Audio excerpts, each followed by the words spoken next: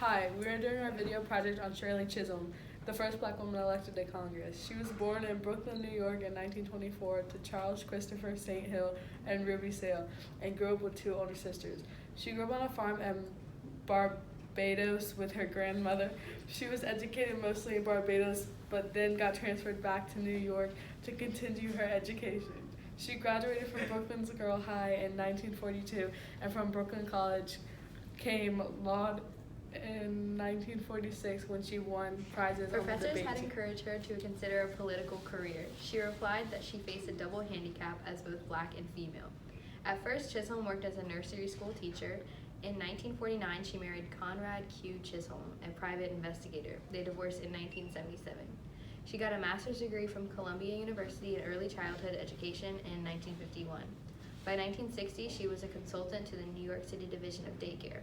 While aware of racial and gender inequality, she decided to join local chapters of the League of Women Voters, the National Association for the Advancement of Colored People, the Urban League, as well as the Democratic Party Club in Bedford, Brooklyn. In 1964, Chisolm ran for and became the second African American in the New York State Legislature. In 1968, after court order restricting, created a new healthy Democrat district in her neighborhood. Chisolm fought and won a seat in Congress. She was a co-founder of National Women's Policy causes in 1971 and in 1977. Was the first black woman and second woman ever to serve on the powerful House rules.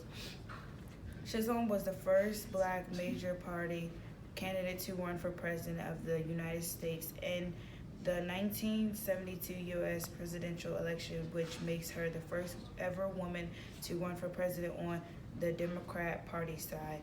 She had been blocked from participating in primary debates and after taking legal action was allowed to make just She one. entered 12 primaries and garnered 152 of the delegates' votes, despite an unfinanced campaign and contentiousness from the predominantly male Congressional Black Caucus. Chisholm retired from Congress in 1983. She taught at Mount Holyoke College and co-founded the National Political Congress of Black Women. Chisholm said, "I want to be remembered as a woman who dared to be a catalyst of change."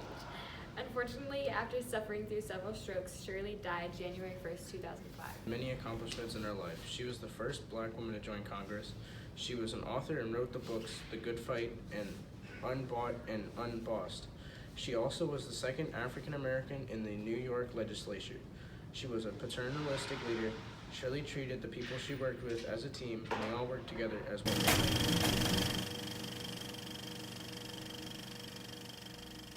Americans all over are demanding a new sensibility, a new philosophy of government from Washington. Instead of sending spies to snoop on participants at Earth Day, I would welcome the efforts of concerned citizens of all ages to stop the abuse of our environment. Instead of watching a football game on television while young people beg for the attention of their president concerning our actions abroad, I would encourage them to speak out, organize for peaceful change, and vote in November. Instead of blocking efforts to control the huge amounts of money given political candidates by the rich and the powerful, I would provide certain limits on such amounts and encourage all the people of this nation to contribute small sums to the candidates of their choice. Instead of calculating the political costs of this or that policy and of weighing favors of this or that group, depending on whether that group voted for me in 1968, I would remind all Americans at this hour of the words of Abraham Lincoln, "A house divided cannot stand."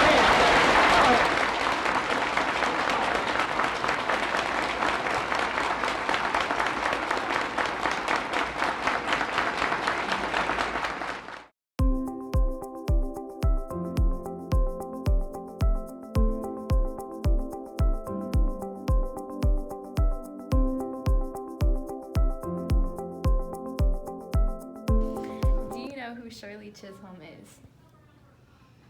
I've heard of that name before. I think she was a member of Congress. Yes. Okay. Was she? Yes. Oh, cool. And what did she do for her career? I want to say she was actually the first African American in Congress.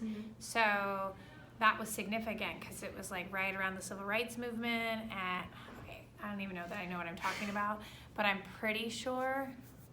And so then that would have made her like the first African American woman, but right after the Civil Rights Movement, if this is right, would have demonstrated to the African American people of the United States that, hey, you have all of these opportunities. Right. Yeah. Wait.